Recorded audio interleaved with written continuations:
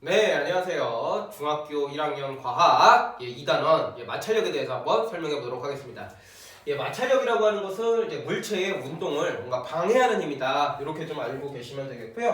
그래서 이제 바로 예시로 들어갈 건데, 그 마찰력이라는 게 이제 방향이 먼저 어디냐? 물체가 만약에 이렇게 있는데, 만약에 선생님이 이걸 왼쪽으로 뭐 당겼다고 한번 해봅시다. 왼쪽으로 당겼어요. 그럼 왼쪽으로 뭘 하겠어요? 왼쪽으로 이제 운동이라는 걸 하겠죠. 그러면은 이제 뭔가 지지직 거리면서 해요. 현실적으로는 이렇게 지지직 거리면서 이제 운동을 하게 되는데, 그때 이제 마찰력은 이제 어느 방향으로 작용을 하느냐? 운동을 방해하는 요 반대 방향으로 마찰력이 작용을 한다는 거예요.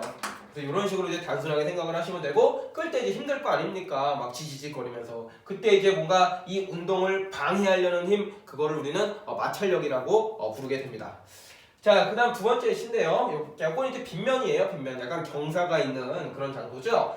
그런 상태에서 이제 물체를 놨어요. 그 다음에 얘를 가만히 냅둬 보다면은, 일정 기울기 이상이 되면은 얘가 이제 굴러 떨어질 겁니다. 그쵸? 그래서 아래쪽으로 이제 미끄러지면서 이 대각선 아래 방향으로 운동이라는 걸 하게 돼요. 그럼 이제 마찰력의 방향은 어디냐? 라고 했을 때 마찰력의 방향은 운동 방향과 반대 방향이다.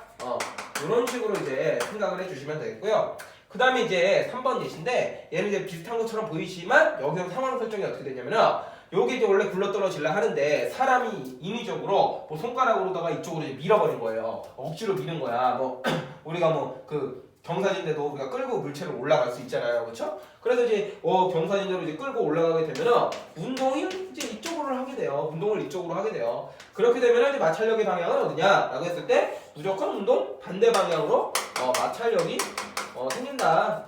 이렇게 이제 생각을 해주시면 돼요. 그래서 이제 여기서 방향에 대한 결론은 뭐냐? 무조건 운동 방향과 반대 방향이다. 이렇게 좀 기억을 해주시면 되겠습니다.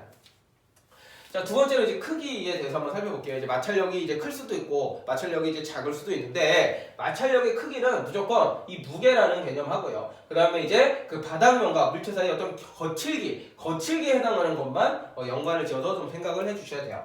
그래서 첫 번째로다가 이제 무게하고 연관을 지을 수 있는데, 예를 들어서 이제 내가 당깁니다. 당기다가 딱 한 10N 됐을 때 이 물체가 움직이기 시작했다라고 한번 해봅시다. 당기다가 처음엔 안 움직일 수도 있겠죠. 근데 당기다가 10N이 됐을 때 딱 움직이기 시작하는 거야. 오케이? 그러면은 그때 마찰력은 언제냐? 그 운동 방향과 반대 방향으로 10N이 행사하게 됩니다.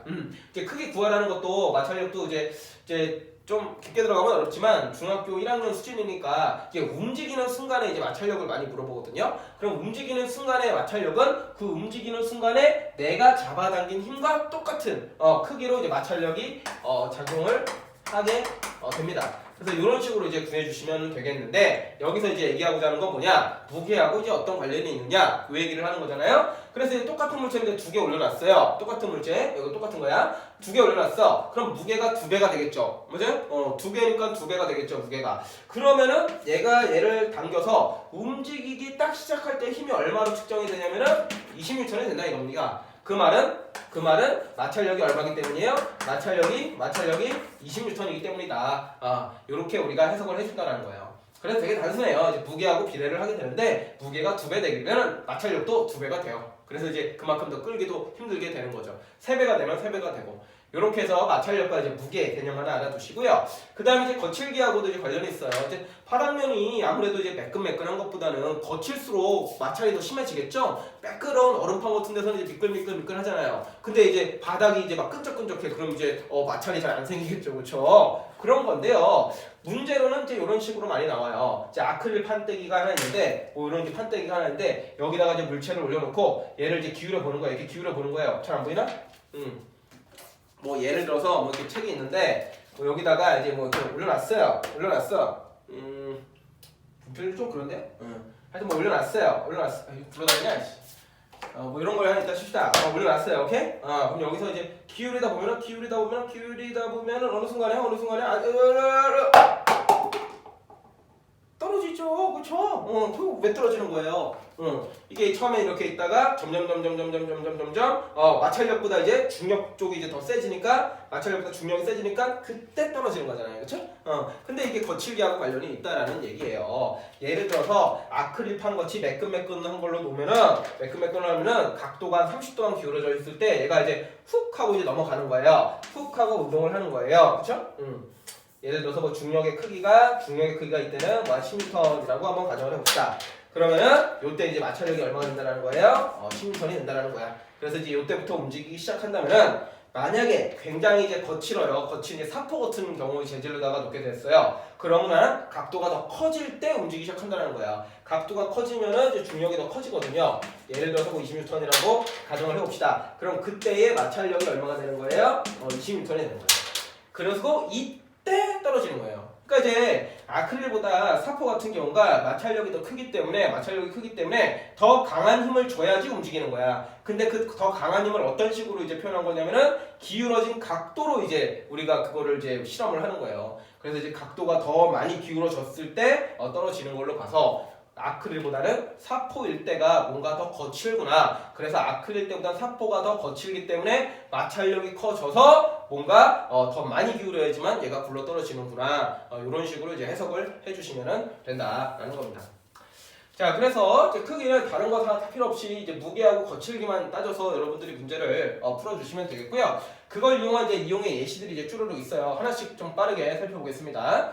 마찰력을 크게 이제 해가지고 우리가 사용하는 방법이 있고, 마찰력을 작게 해서 좀 매끈매끈하게 해서 우리가 사용하는 경우가 있습니다. 그래서 첫 번째로 마찰력이 이제 크게 하는 경우는 뭐가 있냐? 등산화 같은 거예요. 등산화 같은 경우에는 이제 밑에가 이제 볼록볼록하죠. 그럼 이제 산에 올라갈 때 마찰력이 크니까 잘 안 미끄러질 수가 있다는 얘기고, 그냥 미끄럼 방지 패드라고 보통 계단 끝에 이제 많이 붙여 있어요. 테이프처럼. 그럼 거기서 미끄러지지 말라고 좀 거칠기가 좀 큰 거를 거기다가 붙여놓은 거고, 슬로우 체인이라고 해갖고 이제 누를 때 이제 자동차 이제 그 바퀴에다가 이제 그 체인을 감는 게 있어요. 그걸 이제 슬로우 체인이라고 하는데, 그러면 이제 눈길에서도 잘 안 미끄러지게 할 수 있고, 그 다음에 체조 선수가 이제 횟가루를 발라요. 횟가루. 약간 하얀 가루인데 그 하얀 가루를 이제 묻히게 되면 이제 땀 흡수도 잘 하고, 그 다음에 이제 그 체조 선수들이 그 기구들을 딱딱 잡아야 되잖아요. 그래서 이제 안 미끄러지게 만들려고 우리가 이제 체조 선수들 맨날 이제 팡팡 횟가루 바르는 거고, 그 다음에 현악기 같은 경우에는 이제 송진가루를 좀 붙여요. 활에다가 이제 바이올린 같은 거 이제 뭐 이렇게 하잖아요, 그렇죠? 근데 여기다가 이제 송진가루를 받치면은 그게 끈적끈적합니다. 그래갖고 이제 소리가 이제 더 잘 나게끔 하는 거고요.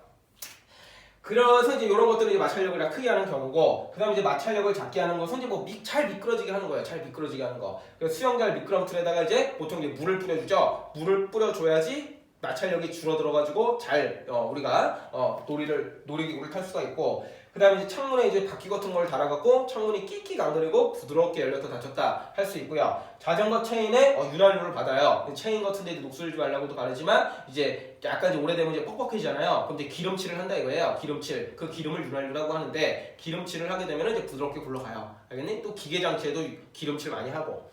그 다음에 이제 회전축에다가 이제 베어링인데 좀 어려운데, 뭐 판때기 2개가 있으면은 그냥은 잘 안 돌아가잖아요. 그러니까 사이에다가 쇠구슬 같은 거를 몇 개를 이제 놔요. 그럼 이제 얘네 판때기가 잘 돌아가게 하는데, 요때 안쪽에다 넣는 쇠구슬을 우리가 베어링이라고 부르게 됩니다. 그러니까 뭔가 이제 회전이 잘 되게 하는데 도와주는 걸 이제 베어링이라고 그래요.